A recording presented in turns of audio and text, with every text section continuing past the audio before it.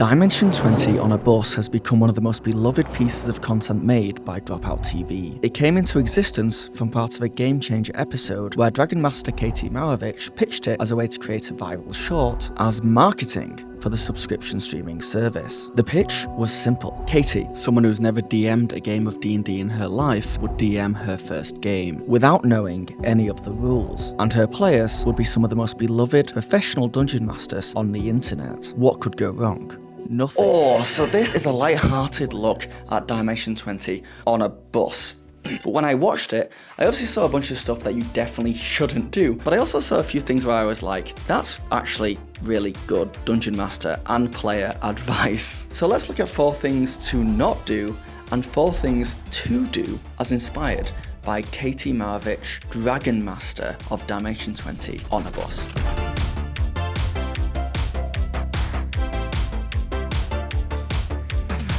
Starting with a don't, and it's an obvious one. Katie Marovitch does not know how the game is supposed to be played. And judging by whatever house-ruled version of D&D they're trying to play, the players don't know how to play it either. It feels like it's supposed to be D&D without a D20, and in fact, only D6s are used. And to succeed on any checks, you need to roll a 6. But both Katie and the players appear pretty constantly confused by this game's rules. If you are a DM first starting out, I highly recommend not house ruling anything. Just play the rules as written and have a basic understanding of the rules. Do some reading, watch some videos. Unless you have experienced players who are willing to teach you. As hilarious as it is that Katie is playing this game with zero knowledge of D&D, if this was done in an actual game by a DM, it will just end up being painful for everyone involved. At the very least, have the rules handy and nearby so you can check them and learn as you go, and your players can do the same thing. It's fine to start playing D&D without fully knowing how the game works. In fact, I encourage it, but do have the mindset where you are going to be learning.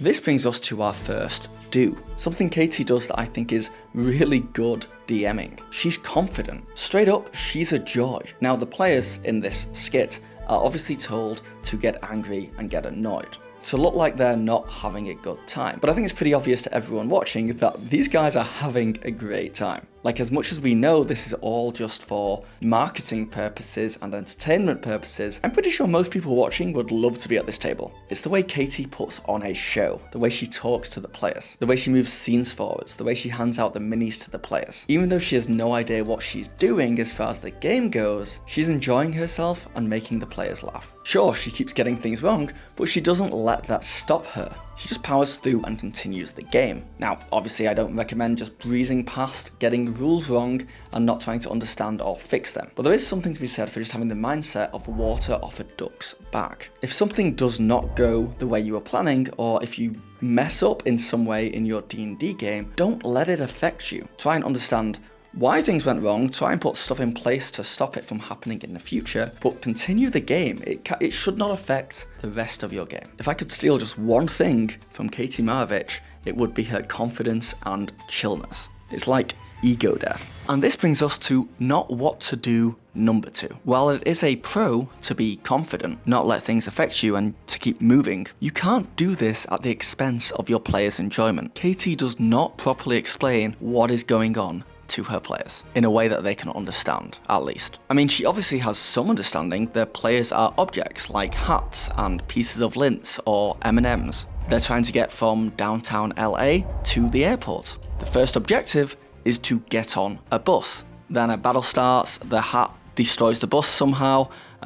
Spoilers, by the way, I should have said that before I started saying what happens. But the order of events and what causes them seems pretty clear to Katie, but the players have no idea what is going on. And they do what I think all players should be comfortable doing with their Dragon Masters, and that is ask questions. Questions to help them try and understand what is going on. Unfortunately, in this game, they never get any real answers to those questions, including questions about how the game actually works. So the game falls apart. And we can joke about this, but this happens in actual games, like all the time. The DMs think that they're making what is happening in the world very obvious to the players, that they're explaining it well and the players know what's going on. but they're not, and the players don't have the confidence to speak up and ask questions and double check things. So the scene goes to the next scene, to the next scene, to the next scene, and players think they're kind of gonna pick up what happened before by just paying attention now, but in fact they just get more and more confused. And the DM thinks that they're doing a good job because the players aren't asking questions, they're going with the flow, they must be understanding what's going on. Then for some reason, no one wants to play again. There are some easy fixes for this, however, and it is on players as much as the GM. When I'm a player, I zone out in D&D all the time. I simply have a bad attention span. And when I first started playing the game, I would be too shy or embarrassed to bring it up. I didn't want it to reflect badly on the DM's storytelling ability that I can't concentrate on them, even though it was never their fault. Sometimes it's because they were too good at their job. They would say something so cool or describe something so immersive that I just get lost in my own mind for a second thinking about it and then miss important stuff. Now, however, I ask questions. I ask questions a lot. And this leads me to understanding the whole narrative more and getting much more immersed in the story than I ever did before. And I know now the DM loves it when you ask questions. And as a DM, when a player asks me to repeat myself because maybe I didn't explain the environment properly, there was details I left out, or the player just zoned out, I love it. I don't think, oh, this player wasn't paying attention. I think this player cares. This player wants the information. Also, DMs understand that players lose focus. We are all addicted to our phones. We know we can't sit down and just listen to each other for 3 hours straight without interruption. That would be crazy. Also, a little secret for you, there are a lot of DMs out there who choose specifically to DM because they have a bad attention span and can't concentrate as a player. DMing is easier for them because there's so much going on, they don't have a chance to zone out. So, the best thing to do as a DM when narrating is just be as clear and concise as possible. Just give the players the things that they need to know about and let your players know it's good to ask questions. It's how you fill the scene out. It's how you bounce off each other and create a narrative together. And it's how the DM can figure out what the players want in the scene so that they can add it and make their game more fun for everyone. But it's not on the DM to just explain everything perfectly and easily so the players pick it up on the first time. And it's not on the players to just take in information instantly without any hassle. It's a conversation. A conversation Katie Marovitch simply, unfortunately, did not have. However, Katie has a saving grace. She doesn't take the game too seriously. Now, this depends on your game and your players. There are some games out there, and players and tables, that want a very serious tone. But I would say that most tables out there are fine with things not being perfect, with things being a little bit janky. And Katie does that really well. She's handing out hats and M&Ms as minis, she's dressed as an elf, she pulls out that big pink bus. Katie's not taking any of this seriously, and most importantly, she's having a lot of fun. She's doing what she enjoys in the moment. She's putting herself first. And a lot of DMs can learn from this, even though Katie is not playing the game correctly, and is arguably doing a terrible job communicating. She's playing the game the way she wants to play it.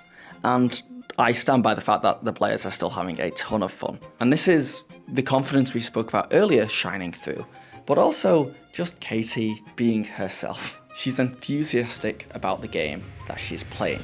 However, that only works if you care about your players having fun too. This is my third don't. Since Katie here is having fun, which she should do as a DM, but it is at the expense of her players. Now, luckily, the players here are pretending and putting on this frustrated, annoyed persona. They're doing it for the show, and you can kind of see them slip up sometimes, and you see through the cracks that they're actually loving this. But if this was real, if the players were this frustrated with Katie, then obviously, huge don't. There is a very fine balance to make sure that both the GM is having fun and the players are having fun. And it can be hard to walk sometimes. And this goes the same for players having fun over other players. Maybe one player loves combat, maybe another player hates it. They both can't have fun. So there's kind of a give and take that needs to happen at the whole table. And really it just comes down to everyone making sure that everyone else is having fun first and getting enjoyment out of other people's enjoyment. The idea is that you have a D&D DM or player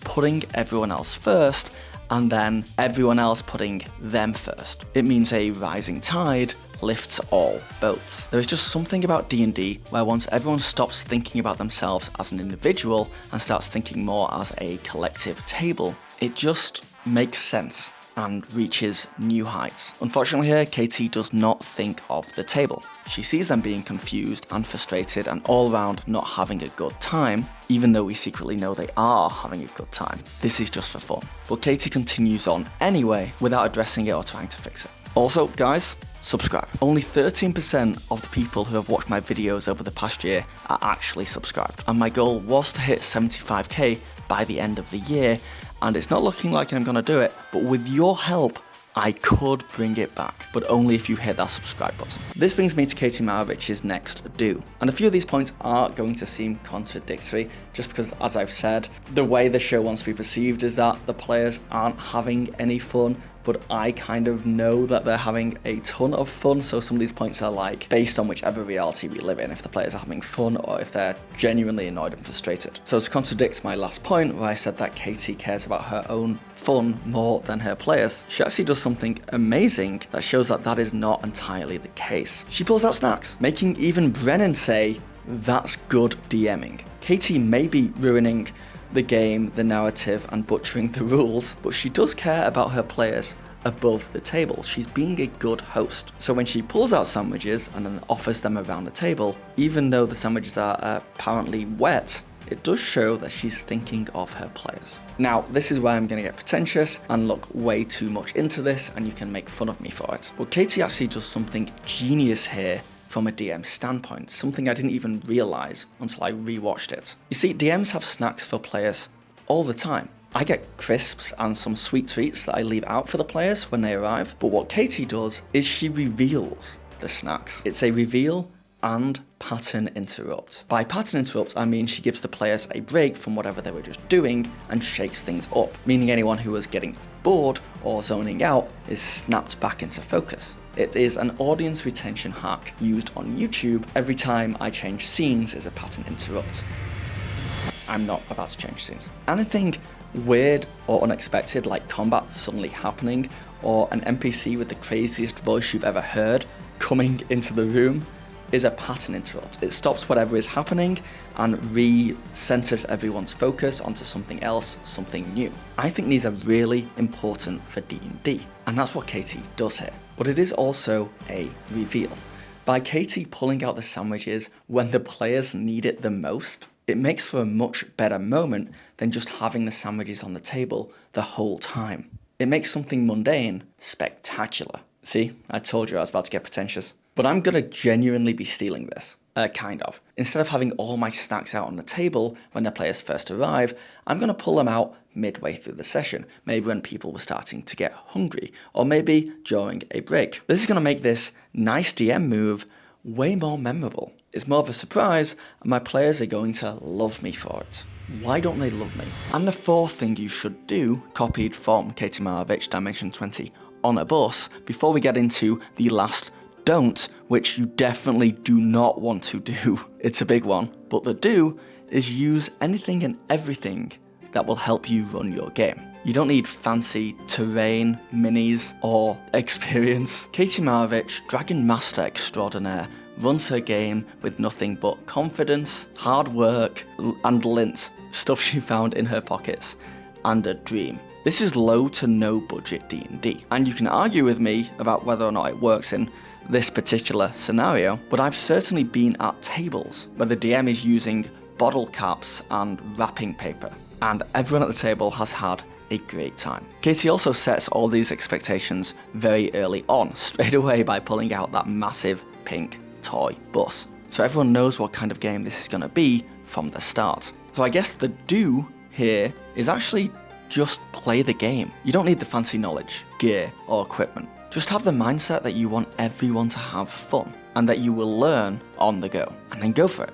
The only way to learn is by playing. The only way to win is by learning, and the only way to begin is by beginning. Also, if you're watching this, you've made it pretty far in the video. Thank you, by the way. Please type "far out" in capital letters in the comments, so everyone who reads the comments without getting this far in the video will be incredibly confused. We did this in the last video with the word deep, where everyone was just typing deep in the comments, and it confused a bunch of people. And the next don't we can learn from Dimension 20 on a bus is the way Katie gives the players zero agency to affect the world or narrative. Mark spends the whole time trying to help narrate and explain the story and roleplay, and Katie gives him nothing. Every time the players try to play the game, Katie just moves on. In fact, the only part that really stuck out to me is when the players needed to get on the bus. Brennan Lee Mulligan suggests that he's a heart, so he just gets carried on the bus by a person. And Katie just says, sure, and moves on. And you might think this was good DMing because Katie agreed and allowed the players to do something creative. But actually there was no resistance or conflict here. There was no yes-anding. It was simply yes. There was no building out of the scene, the action, or the story. Brennan's idea was pretty much dismissed. He was always going to get on that bus, no problem, no matter what he did. The joy of D&D is not just succeeding or failing, but it's how you succeed or fail, and what the consequences of that is. Brennan being a heart and being carried on the bus is fantastic, because now he gets to learn about the man carrying the hat. What are their intentions? Is he wearing the hat? Is he going to let the hat go easily? What does it all mean? Unfortunately, like Katie Marovitch as the Dragon Master, it has no meaning. Dimension 20 on a bus has no direction, it has no point, unless that is the point. The more I think about this show, the more I think about Katie Marovitch's Dragon Master style, the more it changes me. Sometimes it feels like nonsense, other times it feels like a piece of art. I think it might be a dragon masterpiece. Anyway, this is a fun, silly video that hopefully has some useful things in it. And I touch on Katie Marovitch's DM style more, as well as the general anti-DM movement in this video here. So click on it, and thank you for watching. Catch you later, my people. Oh, I don't think I can say that. It's weird.